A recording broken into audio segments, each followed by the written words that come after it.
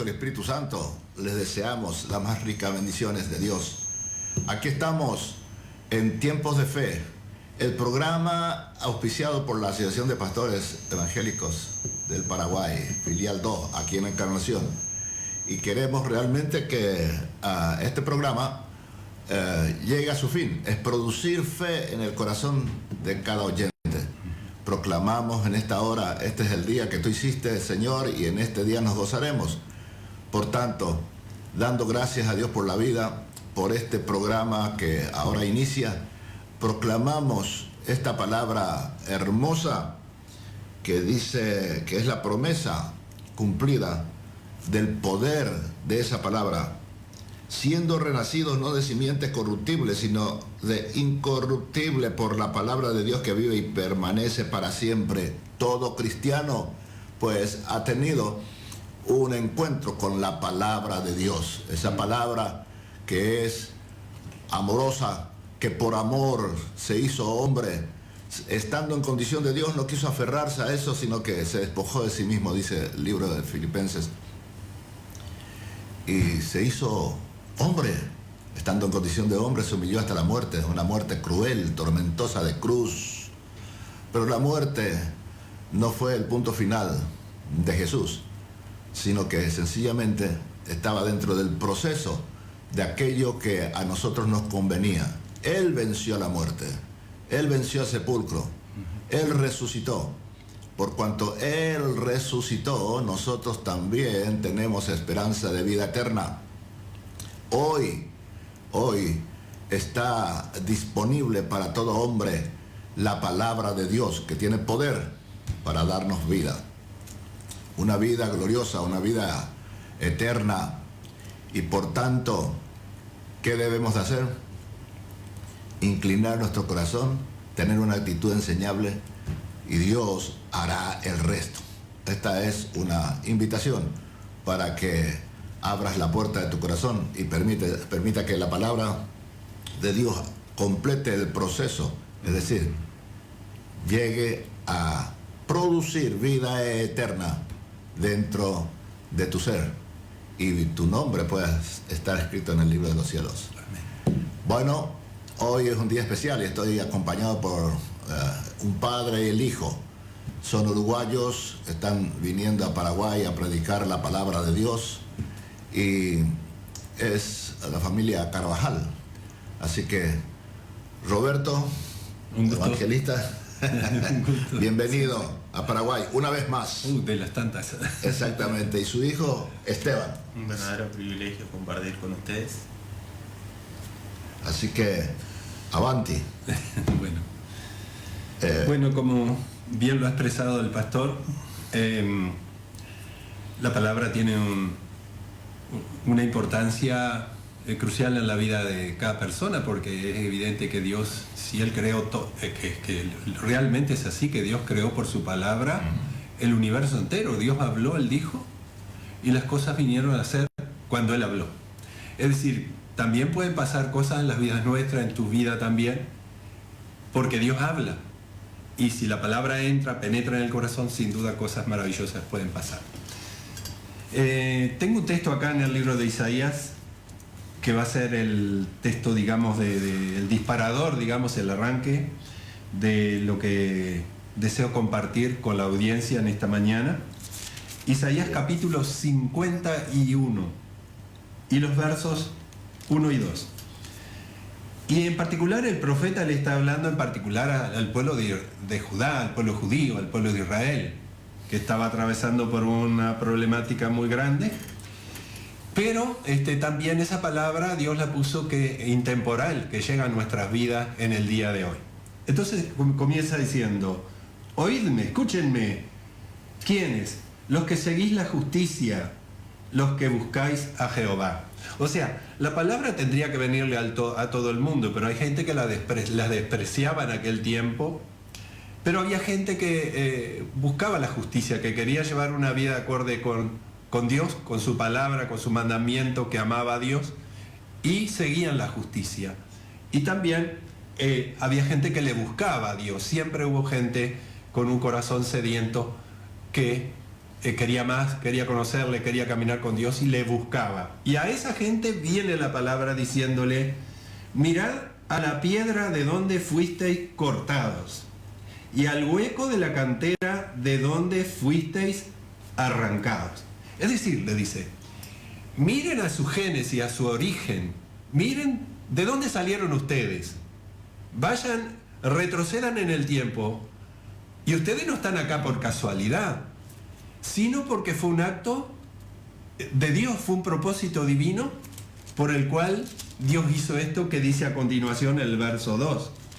Mirad a Abraham vuestro padre y a Sara que os dio a luz, porque cuando no era más que uno solo, y esto quiero remarcarlo, cuando no era más que uno solo, un hombre, uno, dice, Dios hizo algo. Lo llamé primero, dice. Llamé a ese hombre, a ese uno, lo llamé.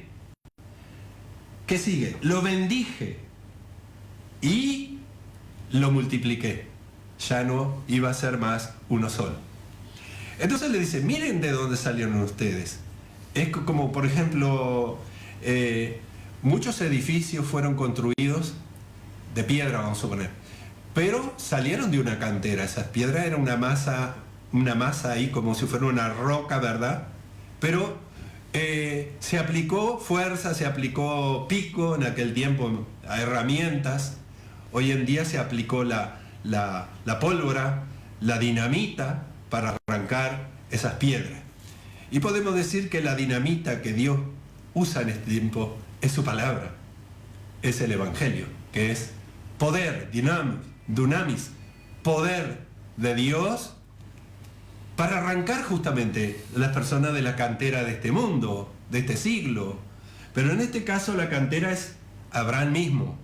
De ahí salieron, de esa cantera provienen ustedes, dice. Por eso dice en el verso 2, mirad a Abraham vuestro papá, vuestro padre, y a Sara que os dio a luz. Acá tenemos patriarca y matriarca, ¿verdad? Del pueblo de Israel. Y bueno, es interesante que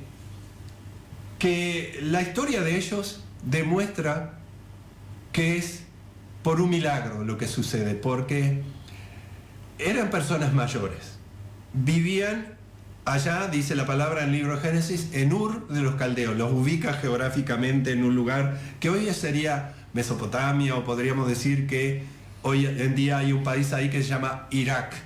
Y en esas tierras donde también fluían los ríos Éufrates, ahí Dios se manifiesta a un hombre. Qué interesante, porque es la iniciativa de Dios que se da a conocer a una persona, porque es ese hombre Abraham. Si nosotros buscamos el origen de Abraham en Ur de los Caldeos, él no era un hombre que conocía a Dios, era una tierra de ídolos.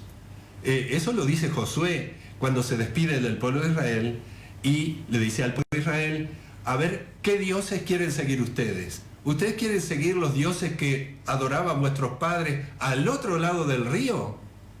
No se refiere al Éufrates, no se refiere al Jordán, se refiere al Éufrates. O sea, los dioses que se adoraban en Ur de los Caldeos. Abraham era un hombre idólatra. Es decir, tenían sus ídolos y sus dioses a quienes invocaban, en quienes creían. La raza humana había caído en una oscuridad total y en un desconocimiento del Dios verdadero. Ahora fíjense, viene Dios y se manifiesta a este hombre. Y viene con una revelación, se da a conocer a Abraham. No es que Abraham le conocía de que era pequeño y le adoraba, nada de eso. Es que Dios se da a conocer a él. Dios se manifiesta a él. No me hago la idea cómo fue que Dios le dio a conocer. Porque, por ejemplo, si uno ve otros relatos en la Biblia, por ejemplo, Moisés. Moisés fue atraído porque apareció un fuego en una zarza, la zarza está ardiendo en fuego pero no se consume. Él tiene una mente racional, muy inteligente, él se había formado en toda la educación de los egipcios, dice, esto no tiene sentido, la zarza está ardiendo y no se consume, yo voy a ir a ver y quiero investigar de qué se trata. Bueno, Dios se manifestó a él en ese lugar. No es que él vio la figura de Dios, nada de eso, pero hubo una manifestación de Dios y vino el llamado, Dios comienza a hablarle. Y bueno, hay muchos relatos de cómo Dios se manifestó a las personas. Así que Dios se manifiesta a Abraham y se da a conocer como el Dios verdadero. Y le habla a él y le dice, y lo llama a dejar ese entorno donde él se ha criado, toda esa familia, todas esas tribus de familias. Él era un hombre rico, no crean que ya era un hacendado, tenía una mujer preciosa, porque a Sara nos dice la Biblia que era una mujer muy hermosa, y tenía todo para vivir, quedarse en ese entorno ahí, quedarse a vivir y a morir allí. Yo a veces me pregunto, porque Abraham fue un hombre obediente. Fue obediente, porque vamos a decir que fue un hombre de fe. Sí, fue un hombre de fe, evidentemente. Y Dios justifica al impío. Dios llama inocente, justifica al impío si le cree a Dios. Pero Abraham fue obediente, porque Dios lo habló, lo llamó y lo llamó a salir en peregrinaje, a caminar con él, a un territorio, una tierra que Dios le promete, que él no la ha visto jamás, que queda a una distancia enorme, y lo llama a salir de su entorno, a caminar con Dios y a ir a vivir en una tierra como extranjero. Y luego le hace las promesas que nosotros sabemos que le hizo, luego que fallece su papá, porque cuando él sale no sale solo, va con un sobrino que se llama Lot, y va su papá también. Bueno, eso retardó un poco quizás porque se quedaron en un lugar que se llama Harán, y hasta que no murió el padre no reanudó el camino. Ahí cuando muere el padre, entonces Abraham, de edad de 75 años, sale para la tierra que Dios le ha prometido. Y ahí es donde Dios le habla y le dice cosas que hacen volar el cerebro. Dios le dice, te bendeciré y engrandeceré tu nombre y serás bendición. Y más adelante le da unas promesas tremendas. Tu descendencia va a poseer las puertas de sus enemigos.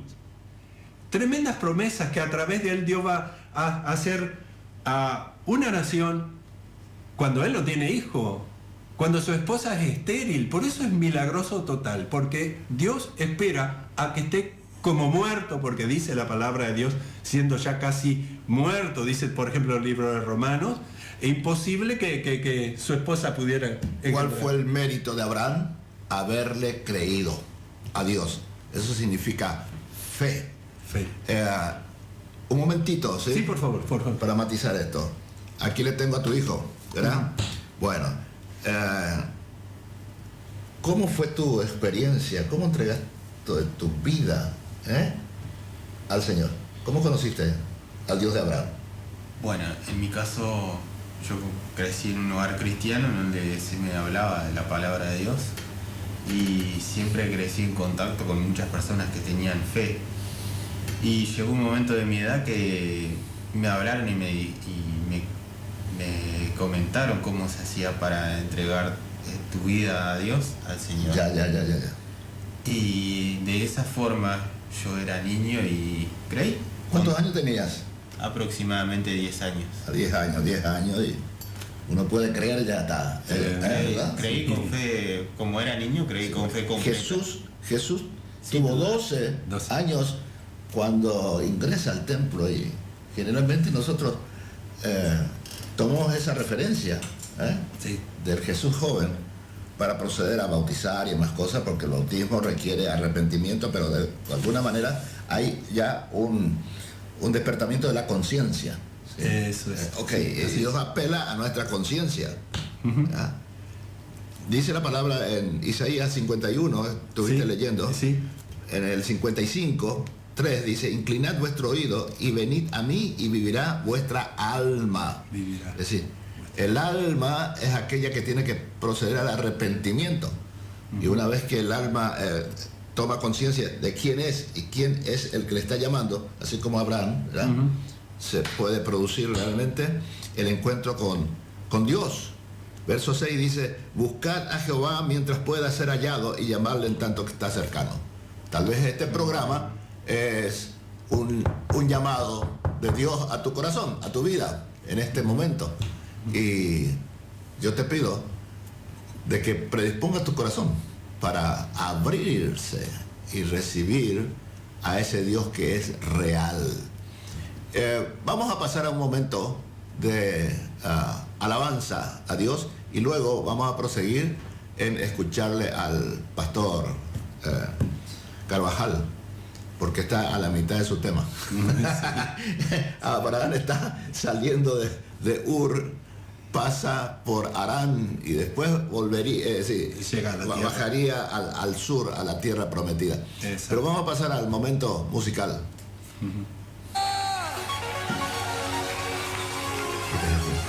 Oh Señor, nos gozamos en tu victoria. Nos gozamos en tu victoria.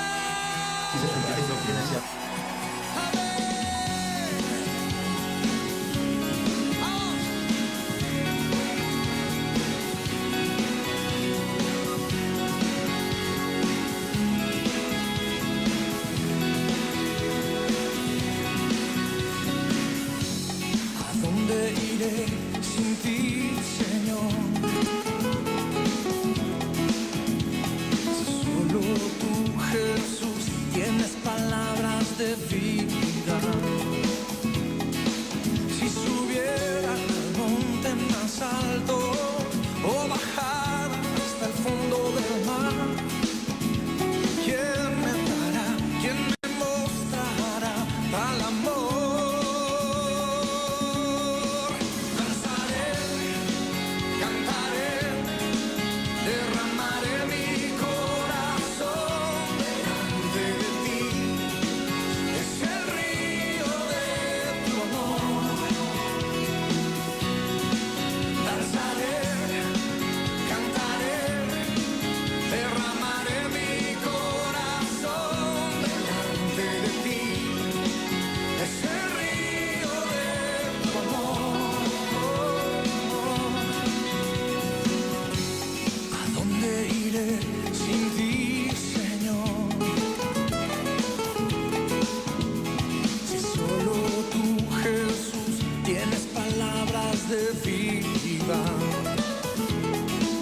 Si subiera al monte más alto o bajara hasta el fondo del mar, ¿quién me dará? ¿Quién me mostrará tal amor? Danzaré, cantaré, derramaré mi corazón delante de ti. Es el río de tu amor.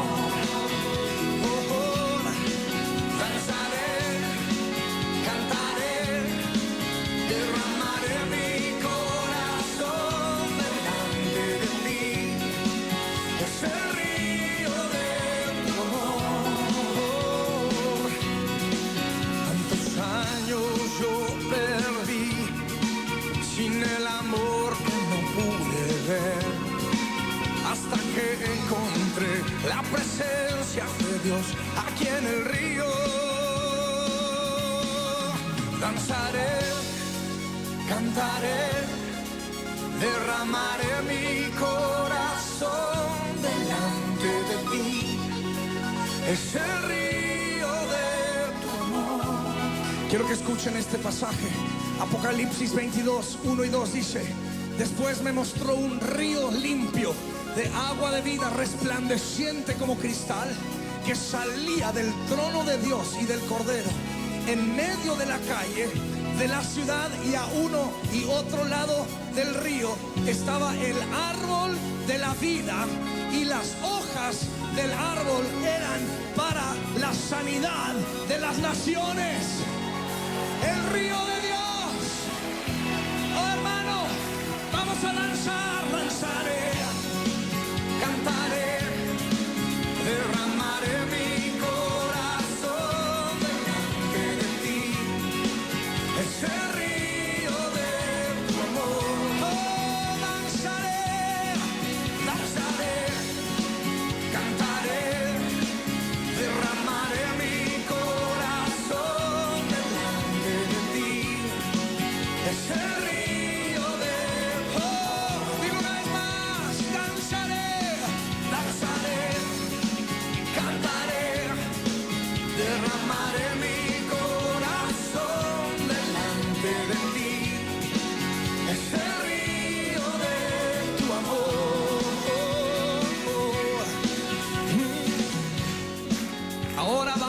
escuchar las siguientes declaraciones de parte del hermano Pablo, Alberto Motesi, Luis Palao y Víctor Richard.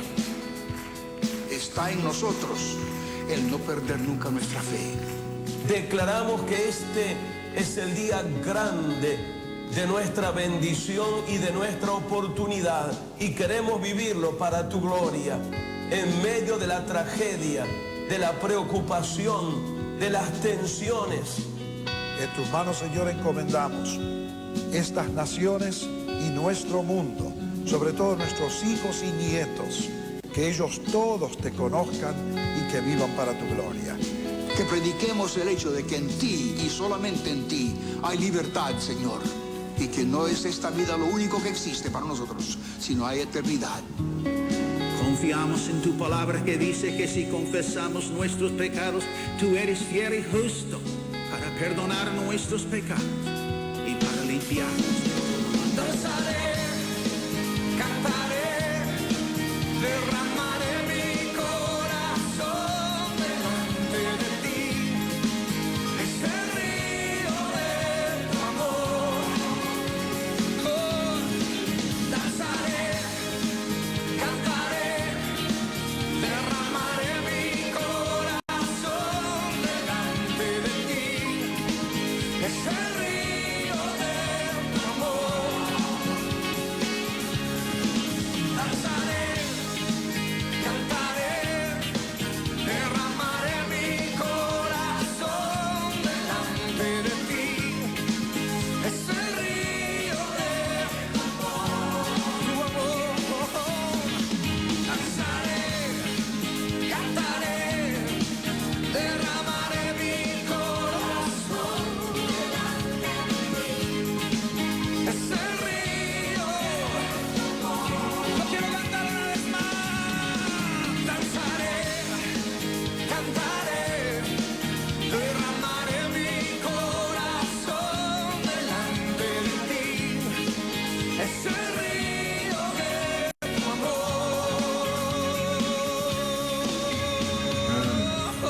Bien, ¿cómo nos gozamos? Qué lindo, Marcos Luis, alabando al Señor. Bien, continuamos porque queremos oírle al pastor Carvajal. La palabra del Señor dice: como son más altos los cielos que la tierra, así son mis caminos, más que vuestros caminos, y mis pensamientos más que vuestros pensamientos. Y ilustra algo lindo aquí, verso 10 de este capítulo 55 de Isaías: porque como desciende de los cielos la lluvia y la nieve, y no vuelve allá, sino que riega la tierra y la hace germinar y producir, y da semilla al que siembra, pan al que come, así mi palabra que sale de mi boca no volverá vacía. Bien, algo va a suceder en esta hora y en este día, pero primero tenemos que permitir que la palabra de Dios, como la lluvia desciende sobre la tierra, descienda a nuestro corazón. Vamos a ir oyéndole al pastor Carvajal. Bueno, la verdad que llama la atención cómo Dios espera que se agoten las fuerzas naturales, digamos, de sus servidores, para que entonces se pueda manifestar el poder de Dios. Y eso sucede con nuestras vidas también. Cuando venimos al Señor estamos llenos de energía, de recursos que tenemos propios, recursos humanos. Si uno mira la vida del apóstol Pablo, era un hombre lleno de recursos, sabía idiomas, conocía la Biblia en sus originales, instruido bajo los mejores maestros, pero eso, él dice, yo tuve por basura. No es que descartó la educación, lo que quiere decir es que dejó de confiar en todo eso para depender 100% de Dios, y eso cuesta. Y bueno, con Abraham y Sara pasó así, tuvieron que llegar al punto que ellos, humanamente, ya Sarita era estéril, y ahora todavía ancianos. Por eso que el pueblo de Israel es producto de un milagro. Cuando vos ves un judío, estás viendo un milagro. Y esto pasó también, sabemos que el hijo de Abraham y Sara, Isaac, interesante el nombre Isaac, porque Isaac quiere decir risa. Y se imagina a la mamá llamando a su hijo a tomar la leche a la hora de la tarde, diciendo, risa, risa, venía a tomar la leche. Y bueno, es interesante porque ella dice, se rió, y Abraham también se rió, porque parecía, era una cosa, no de loco, vamos a decir, porque no si se trata de Dios no es de loco. es del Dios creador, que tiene todo poder y no hay nada difícil con él. Y por eso también sucede lo mismo con Isaac y Rebeca. Él se casó con Rebeca, que era también de la misma tierra, digamos, de donde provenía Abraham. No se casó con mujeres filisteas, sino que Abraham procuró en todo que la descendencia fuera pura, fuera limpia, y no con mujeres idólatras de las tierras de los cananeos. Así que mandó a buscar su esposa de aquella instancia. Pero también Rebeca era estéril, hasta que Isaac oró por ella, y ahí vino entonces que fructificó. Otra vez vemos el mismo ejemplo, que Dios permite situaciones donde no hay recurso en el hombre, ¿verdad?, para manifestar el milagro. Y lo mismo con Raquel. Raquel no podía tener hijo, y en una lo agarra a su esposa, a Jacob, le dice: dame hijo o me muero, dice. Tanta deseo tenía de fructificar, que dice la palabra que Dios escuchó a Raquel y le dio unos hijos maravillosos. José, mirá José, qué propósito tenía Dios con José, impresionante. Y bueno, y Benjamín. Así que Dios espera a que se termine la fuerza humana, el recurso humano, la confianza en sí mismo, que eso es un gran obstáculo para la bendición de Dios y para manifestar su poder. Entonces tenemos que de uno ya no queda uno, tiene su esposa, ahora tiene su hijo Isaac, y luego viene Jacob, y Jacob engendra 12 hijos y una hija. Y llega el momento que José estaba enaltecido allá en Egipto, era gobernador, y manda a llamar a su familia, ¿verdad? Y entran 70 personas, dice el libro de Éxodo, más o menos unas 70 personas entran en Egipto, que era la familia, pero Dios había prometido multiplicarle a Abraham. Entran 70, pero ¿cuántos salen de Egipto 430 años después? Una multitud. Dios hizo una multiplicación tan grande del pueblo de Israel allí, estando en Egipto, que cuando salen eran realmente, era un espectáculo ver a aquel pueblo marchando por el desierto, peregrinando hacia la patria que Dios le había prometido y que Dios había juramentado a Abraham, y que había hecho un pacto con Abraham que le entregaba esa tierra. Pastor Carvajal, sí, se calcula que más o menos, se especula, ¿verdad?, de que ciertamente en 400 años el pueblo judío se multiplicó, llegaron más o menos a las 3 millones de personas. Tremendo. Realmente, ¿verdad? Ahora, la pregunta del millón. En este momento nadie sabe cuántos judíos existen en el mundo. Nadie.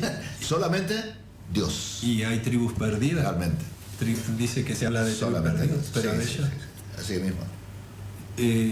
Sí, porque aún en Apocalipsis encontramos 144.000 de cada una de las tribus, que sí, que después las tribus de esas, las familias de Israel, son protegidas y preservadas. Así es. Hasta el final. Dios nos está enseñando a través de su obra en Abraham y su pueblo. Sí, tremendo. Y bueno, y Dios levanta a ese pueblo. ¿Para qué Dios levantó a Israel? El libro de Romanos, cuando el apóstol Pablo, que era un judío, explica por qué, qué hizo Dios, qué nos dio Dios a través del pueblo de Israel. Bueno, dice que de Israel son los pactos, son los profetas, y también Dios nos dio su palabra, los 10 mandamientos y toda la palabra que tenemos. Dios nos dio este libro maravilloso a través del pueblo judío. El conocimiento de Dios a la raza caída, ¿verdad?, a todo el mundo entero, a través del pueblo de Israel. Que hay un Dios verdadero, el Dios que creó todo el universo y que creó al hombre a su imagen y semejanza. ¿Qué más nos dio? ¿Qué fue lo más grande que nos dio, pastor, el Señor a través del pueblo de Israel? La dádiva mayor es la salvación a través de su palabra. ¿Quién es su palabra? El Verbo se hizo carne y habitó entre nosotros. La palabra del Señor en el capítulo 1 del Evangelio de Juan dice eso. La palabra viviente. Entonces, del cielo desciende la salvación para la tierra al enviar su palabra.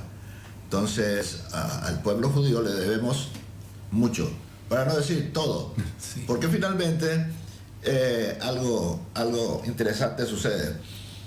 Hay un odio hacia el pueblo judío, Pero ¿cómo es posible? Antisemitismo. Yo me di cuenta de eso, es antisemitismo y todo eso, ¿verdad? Ok, pero ¿cómo no amar, ¿verdad?, al pueblo judío? Si Jesús es judío. La Virgen María es judía. Los apóstoles son judíos. La iglesia, bueno, la primera iglesia se levantó, ¿verdad?, de ese principio exactamente en el pueblo judío. Así que gloria a Dios por el pueblo judío.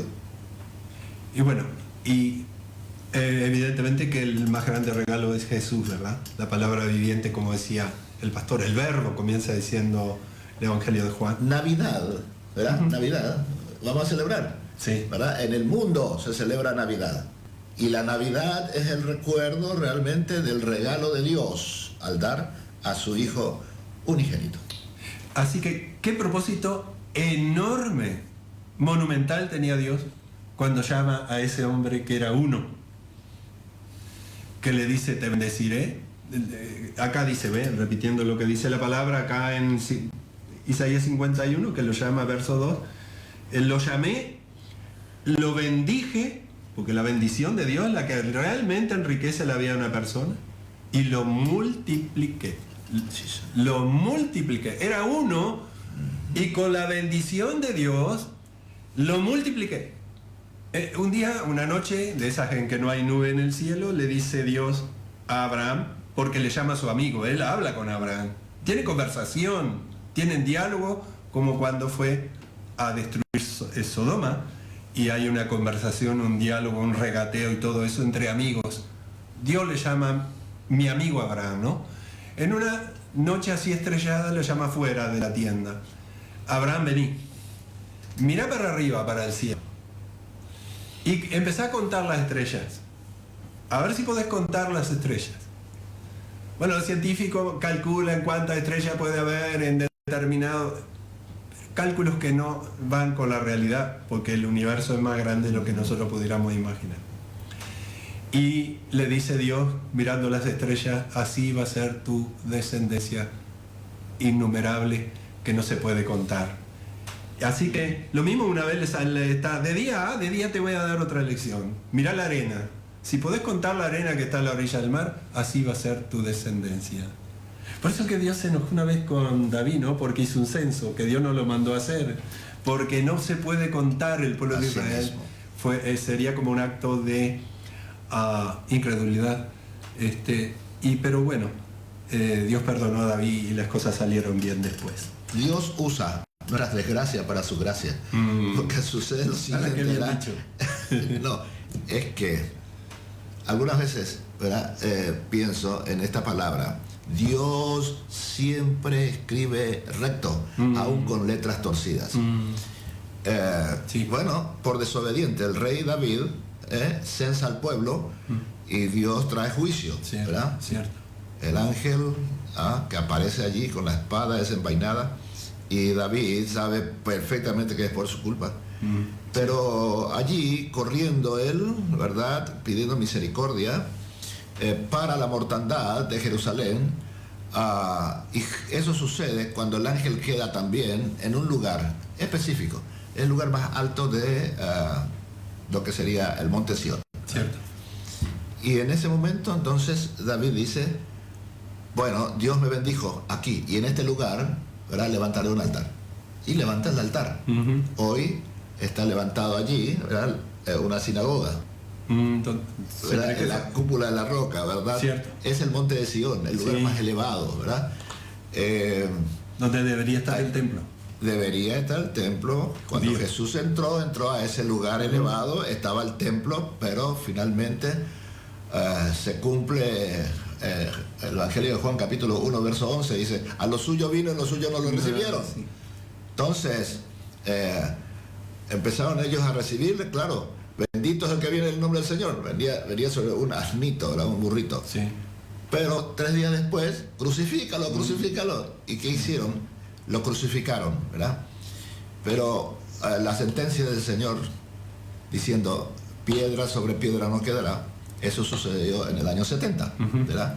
Prácticamente Jerusalén fue arrasada, el templo fue arrasado, Pero en ese lugar en donde había levantado el rey David un altar siglos antes, en ese lugar se volverá a levantar un templo, es el último templo, y a ese templo vendrá otra vez Jesús, y en ese templo reinará, bueno, como podemos decir, como gobernante universal. Sí. La palabra de Dios en Isaías capítulo 2 habla y se cumplirá sentencia, ¿verdad? Sí, que las Naciones Unidas no lo pueden hacer, pero anhelan hacerlo, ¿verdad? Que dice aquí, ¿verdad?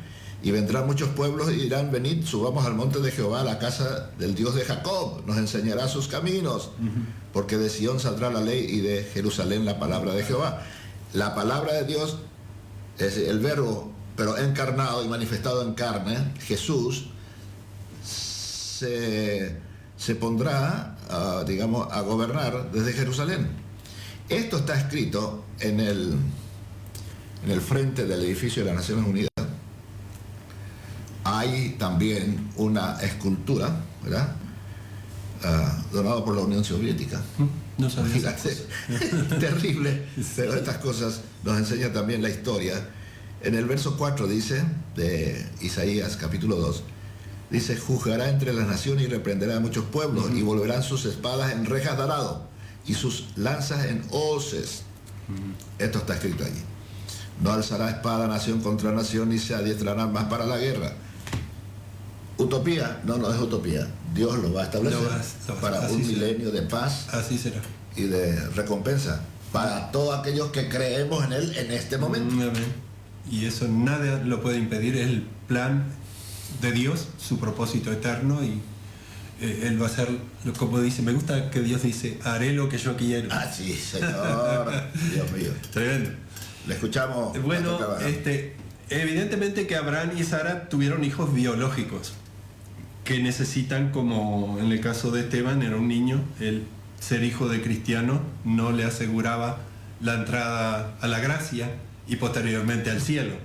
Él necesitaba un encuentro con Jesús, con Dios, personal.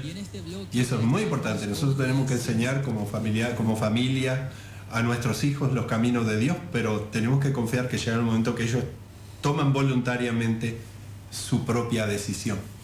Entonces, y así va a ser, así tiene que ser, ¿no? Realmente es más de esperar que así sea. Tarde o temprano la palabra, como dice, instruye al niño en su camino y cuando fuere viejo no se apartará. Bueno, la palabra queda sembrada. Él tuvo hijos biológicos y bueno, pero interesante esto, que evidentemente que el ser judío no le... es una bendición, pertenecen a un pueblo que Dios cogió, etc. Pero tampoco les asegura la entrada al cielo. ¿Por qué? Fíjense que en los tiempos de Jesús, que Jesús caminó sobre la tierra, los principales opositores fueron los líderes religiosos judíos, que decían, nosotros somos descendencia de Abraham. Y Jesús le dice, ustedes son hijos del diablo, porque los deseos, las intenciones del diablo son las que quieren hacer, matar. Y, o sea, biológicamente eran descendencia de Abraham, pero espiritualmente estaban muertos en delito y pecado. Pero no todos eran así. Hay un hombre llamado Nicodemo, un principal entre los judíos, que dice, no puede ser, yo no puedo creer lo que dicen mis compañeros acá. Un hombre no puede ser, las obras que hace son buenas, y guiado por esa curiosidad, aunque sea de noche, vino para encontrarse con el Mesías. Y ahí se le plantea la necesidad que tiene que tener una regeneración, un nuevo nacimiento, que eso es realmente un milagro para poder entrar en el reino de los cielos. Entonces, tenemos que hacer bien la diferencia entre el judío biológico y el que realmente es temeroso de Dios. Por eso Isaías dice, oídme los que seguís la justicia, los que buscáis a Jehová. Evidentemente que los judíos necesitan conocer al Mesías, a Jesús. Bueno, para saltear, ir un poquito más adelante en lo que estamos compartiendo en esta mañana, me quiero referir a otro uno. Y ese uno es Jesús. La palabra dice que Él era el unigénito Hijo de Dios. Es decir, el pecado entró en el mundo de la raza humana. El pecado lo contaminó todo, nos apartó de Dios, ¿verdad? En el templo había un telón que separaba el lugar santo del santísimo. Había un camino para adorar a Dios, pero ese telón pesado estaba ahí con querubines bordados. Cuando Adán y Eva, cometen desobediencia y entra el pecado en sus vidas y que se esconden y Dios los llama y todo eso, dice que Dios los echó del paraíso para que no alargaran la mano sobre el árbol de la vida eterna. Entonces, los querubines estaban con espadas que se revuelven ahí de fuego para impedirle la entrada. Cuando Jesús muere en la cruz, ese telón, esa cortina en el templo se rasga de arriba, milagrosamente se parte de arriba abajo y queda abierto el camino al lugar santísimo, ejemplificando con eso que podemos llegar a Dios a través del único camino, aquel que dijo: yo soy el camino y la verdad y la vida, y nadie viene al Padre sino por mí. Ahora bien, Dios tenía un hijo unigénito. ¿Y qué pasó? Bueno, dice la palabra, acá quiero leerles en Hebreos, acá lo tengo marcado.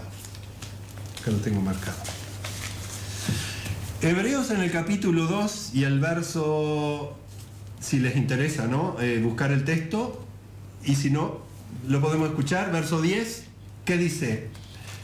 Hebreos capítulo 2, verso 10. Porque convenía a aquel por cuya causa son todas las cosas y por quien todas las cosas subsisten, está hablando de Dios.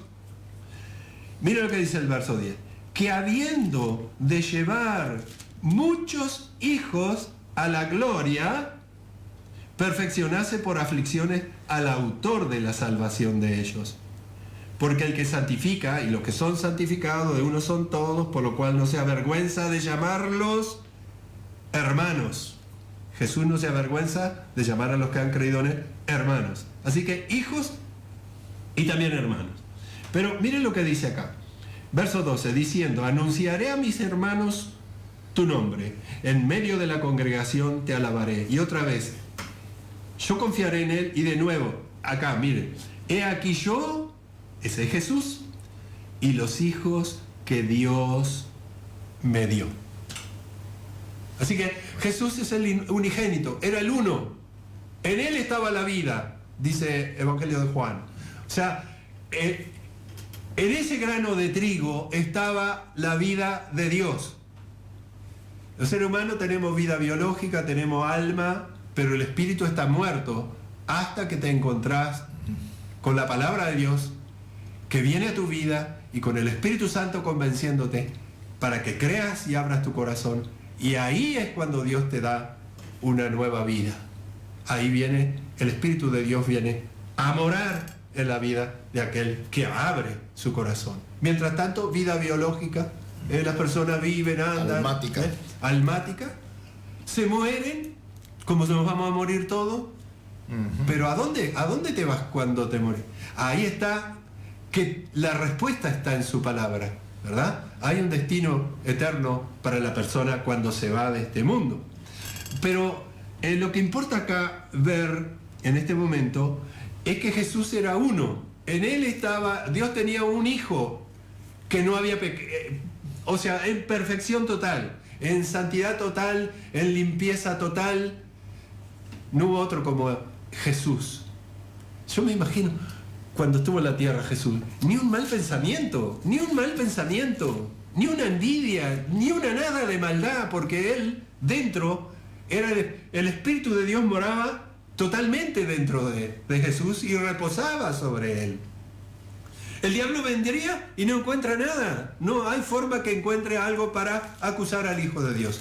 Por eso que él le tentó allá en el desierto para ver si caía en alguna de las trampas. Porque si cae en alguna de las trampas, ¿qué pasa? Ahí viene la acusación diabólica. Exacto. Y si hubiera destruido todo el propósito de Dios. Pero gloria a Dios por la obediencia del Hijo, como dice en Filipenses también, hasta la muerte y muerte de cruz. Maravilloso Jesús. Como hombre, Dios fue manifestado en carne, dice en Timoteo, ¿verdad? O sea, uno no puede pensar de él, es como que dejó a un lado la deidad, como dice ahí en Filipenses, ¿no? Siendo en forma de Dios, no estimó el ser igual a Dios como cosa de que aferrarse, sino que se despojó a sí mismo tomando forma de siervo, y en la calidad de siervo fue obediente hasta la muerte y muerte de cruz. No sé si iba a... La autoridad de Jesús proviene justamente en que Él era todo luz y no había tinieblas. Exacto. En nosotros aparecen rincones oscuros Sí, en los pliegues de nuestro corazón, ¿verdad? Cuántas cosas, cuántos malos deseos aparecen allí, ¿verdad? Sí. Pero en el Evangelio de Juan, capítulo 14, Jesús dice estas palabras: no hablaré ya mucho con vosotros porque viene el príncipe de este mundo. ¿Quién es el príncipe de este mundo? Satanás. Y él nada tiene en mí. Nada. Él nada tiene en mí. El pecado es aquello que le autoriza a Satanás a tener dominio sobre nuestras vidas. Así que no peques para que Satanás no se enseñoree sobre vos, ¿verdad? Deja de hablar con groserías, porque últimamente, ¿verdad?, hasta los niños utilizan unas palabras groseras, palabras gruesas, significa eso, ¿verdad? Es decir, todas esas cosas hacen realmente que Satanás tome dominio sobre los hijos de los hombres. Hoy en este programa lo que queremos es de que Jesús reine y que su luz haga retroceder toda oscuridad. Es decir, cambia tu manera de pensar y cambiará tu manera de vivir. Y Jesús vivía en luz y permanecía en luz. Y Él dice: el príncipe de este mundo nada tiene en mí. Que realmente podamos decir en algún momento como Jesús: el diablo no tiene absolutamente nada en mí. Tremendo. Hay un texto acá en el Evangelio de Juan, capítulo 12, y verso 20 para adelante, dice que había unos griegos que querían ver a Jesús, ¿no? Estaban curiosos, habían oído toda la fama de Él, etc. Pero Jesús no les concedió una audiencia, porque Dios sabe los corazones de las personas, por qué se acercan. Pero dijo algo muy importante a sus discípulos en ese momento. El verso 24, capítulo 12 de Juan, verso 24. De cierto os digo, que si el grano de trigo no cae en la tierra y muere, queda solo. Ahí tenemos el solo. Si no cae a la tierra y muere, queda solo. Hay vida en ese grano, hay poder en ese grano, hay potencial en ese grano, ¿verdad? Uno puede decir: qué lindo grano de trigo, qué hermoso grano, ¿eh? Mira el tamaño que tiene, la cáscara, hermosa cáscara. Está intacto. Es bárbaro, vamos a preservarlo. Dice que en Egipto encontraron algunos granos de trigo que todavía germinaron. 3.000 años. Impresionante. Pero acá dice clarísimo: a menos que plante ese grano, se queda solo. Entonces Jesús, en Él estaba la vida. Pero Jesús fue a la muerte, y muerte de cruz, vergonzosa. Por eso que en 1 Corintios Pablo dice: la palabra de la cruz. Es locura los que se pierden, ¿verdad? No pueden creer que cómo Dios, y para los judíos ¿cómo Dios va a salvar a través de un crucificado? Que los que eran crucificados eran gente maldecida, ¿verdad? Que los colgaban de un madero o los clavaban. ¿Cómo creer que el Mesías muriera una muerte como muere una persona en maldición? Pero la palabra dice que Él fue hecho, me cuesta decir la palabra, pero que fue maldito, ¿verdad? Anatema. La verdad que pensar en la muerte, uno ve crucifijo, se acostumbra a esas cosas, pero eso fue una muerte horrible.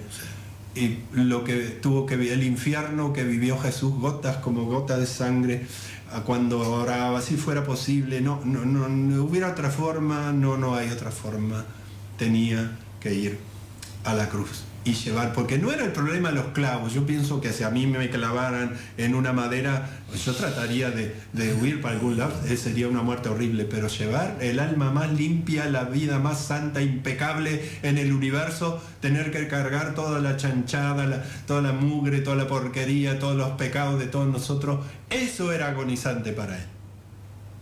pero Él pagó todo el precio al derramar su sangre en la cruz, que fue el precio pagado al contado para poder redimirnos, libertarnos, salvarnos, recibir perdón gratuito de nuestros pecados, por gracia y por la fe, que es un regalo que Dios nos da. Maravilloso, maravilloso. Jesucristo, después que pagó la deuda, después que está pagada una deuda, ya no hay reclamos. Al tercer día resucitó de entre los muertos. Él vive, Él va a volver a juzgar vivos y muertos. Él viene por su iglesia y todo lo que está escrito de Él se cumple. Entonces, quiero una pequeña acotación con respecto a cómo ocurre el milagro del nuevo nacimiento. ¿Cómo no? ¿Cómo es que sucede el milagro? Porque hablamos de hijos biológicos, ¿no? Abraham tenía hijos biológicos, por eso dice en Gálatas que no todos los que descienden de Abraham son israelitas, porque también Ismael fue hijo de Abraham, pero con la esclava. Y Sara le dijo claramente de parte de Dios a Abraham, porque Abraham dice, escucha lo que te dice tu mujer, porque en Isaac te va a ser llamada descendencia, no en Ismael, en Isaac, no con la hija el hijo de la esclava, sino con el hijo de Sara, el hijo de la libre, que engendra hijos para libertad. La otra es esclava. La religión siempre esclaviza. Uno puede elegir la religión que quiera, pero siempre vas a quedar esclavo. Solamente te puede liberar el Hijo de Dios bendito, Jesús. ¿Y cómo nace uno de nuevo? Bueno, ¿qué usa Dios para hacer ese milagro? Y ya lo leyó, fue el primer texto que leyó el pastor al comenzar el programa. Siendo renacidos no de simiente corruptible, sino de incorruptible por la palabra de Dios que vive y permanece para siempre. Lo que está diciendo que podéis experimentar el milagro de la salvación por la palabra de Dios, que es como una semilla que no se corrompe. Esta no es que no la agarra ningún bicho que la pueda echar a perder. Es palabra viva, potente, poderosa, ¿verdad? El Evangelio es poder de Dios para salvación a todo aquel que cree. Entonces, para que una persona experimente la salvación, el milagro de nacer de nuevo, como le dijo el Señor a Timoteo, o como dice Pedro, habla de la regeneración, ¿verdad? Tener una nueva naturaleza, una nueva vida. Hay que oír la palabra. ¿Cómo? Dice, porque la fe viene por oír la palabra de Dios. En la parábola del sembrador, Jesús dice que la semilla, cuando cae en buena tierra, hablando del corazón de la persona que está libre de esas malezas, de las incredulidades, de esos endurecimientos, de poner en tela de juicio a Dios, de juzgar la palabra y que la iglesia esto y que los creyentes lo otro, ahí la palabra no puede fructificar. Pero en un corazón humilde que busca a Dios, que quiere conocerle de verdad, y cae la semilla, esa semilla va a fructificar, ¿verdad? Y la otra cosa que hace, son dos poderosas, podemos decir, no son cosas, porque el Espíritu Santo es Dios, es una persona, y la palabra es palabra viva. Entonces, cuando estás escuchando la palabra, ¿verdad?, el Espíritu Santo viene sobre la vida de la persona para tratar con él y comienza a convencerle. Está la palabra y está el Espíritu Santo convenciéndole para que abra su corazón, porque Jesús está a la puerta y llama. Pero Dios no se mete por la fuerza en la vida de nadie. Para que Dios entre en tu vida, para que Jesús entre en tu corazón, tenés que abrirle tu corazón y decir, a ver si te animas a repetir estas palabras conmigo. Señor Jesús. Señor Jesús. En esta mañana. Oyendo tu palabra. Que me estás llamando. Que me ama de verdad. Que me amas de verdad. Señor Jesús. Señor Jesús. Te abro. La puerta. De mi vida. De mi vida. De mi corazón. Mi corazón. Decile a Jesús. Y te invito, Señor Jesús, te invito, entra en mi vida, Señor. Perdona mis pecados, que la sangre que derramaste en la cruz, me limpie, de todos mis pecados, Anota mi nombre, en el libro de la vida, y ayúdame a seguirte, todos los días de mi vida, hasta que llegue a tu presencia, allá en la gloria. Y muchas gracias te doy. Gracias por esta salvación tan grande, Señor, que me has regalado. Si fuiste sincero con esta palabra, Jesús entró en tu vida y ahí experimentás la salvación, ese milagro maravilloso que es la salvación. Y te animamos que tenés que seguir a Jesús, y bueno, no sé, el pastor también va a dar algunos aconsejamientos cómo seguirlo. No sé qué. Por sobre todas las cosas, lo que hiciste recién demandó fe. Si lo hiciste con fe, valió eso y tu nombre fue escrito en el libro de la vida. Es decir, el cielo te registró a ti. Cuando esto mortal, esto corruptible, ¿verdad? Pues esto vuelva al polvo, aquello incorruptible que es el alma, el espíritu, ¿verdad? Pues subirá, mas llegará el momento en el cual Dios resucitará a todos los que durmieron en Cristo. ¿Para qué? Para darle, bueno, la tierra como posesión y el cielo también, ¿verdad? Se llama reinar con Cristo. La promesa de Apocalipsis capítulo 20 es por 1000 años. La Biblia dice eso. Jesús entró a la ciudad de Jerusalén montado en un burrito, pero volverá por segunda vez montado en un caballo blanco.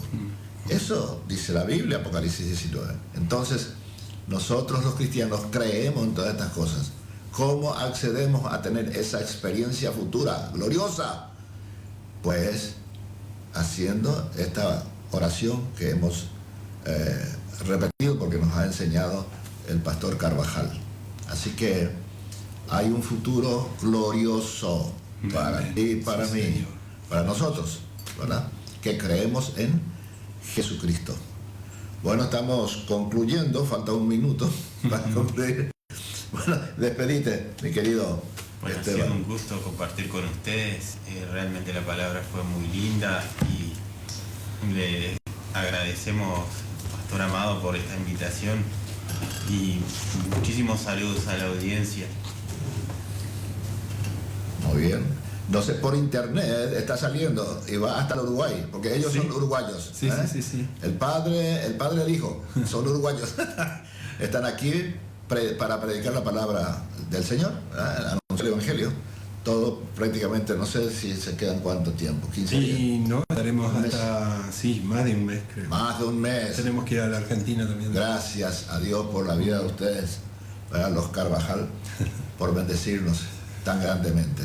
Y Paraguay necesita, y Argentina necesita, y Uruguay necesita. Sí. ¿Qué es lo que necesita? Necesita a Cristo. Porque estamos, ¿verdad? Socialmente estamos en crisis, pero debemos estar en Cristo. En Cristo. Para tener esperanza y para poder vivir una alta calidad de vida. Siempre digo, con Dios nunca se pierde. Con Dios siempre se gana. Muy bien. Estamos llegando a la conclusión de este programa. Por tanto, si el Señor lo permite, dentro de 8 días nos volvemos a encontrar, ¿verdad? Por estos mismos medios, a la misma hora. Que Dios les bendiga a todos. Bendiciones.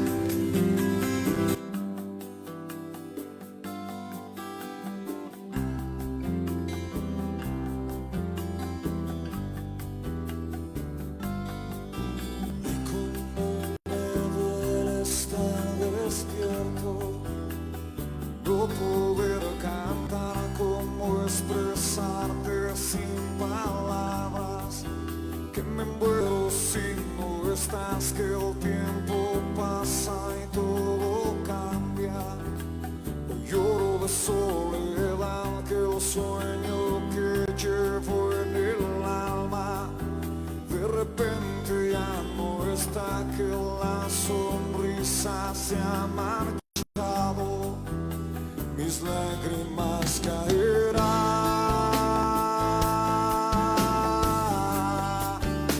mis lágrimas caerán.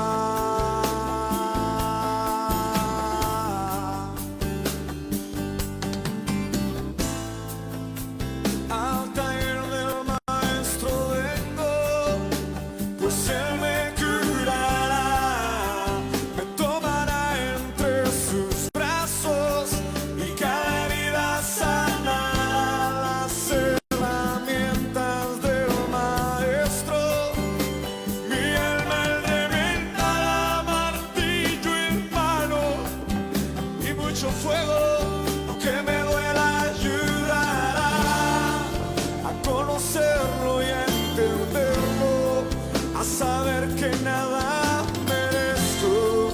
Amar es más que un pretexto, es una entrega submega.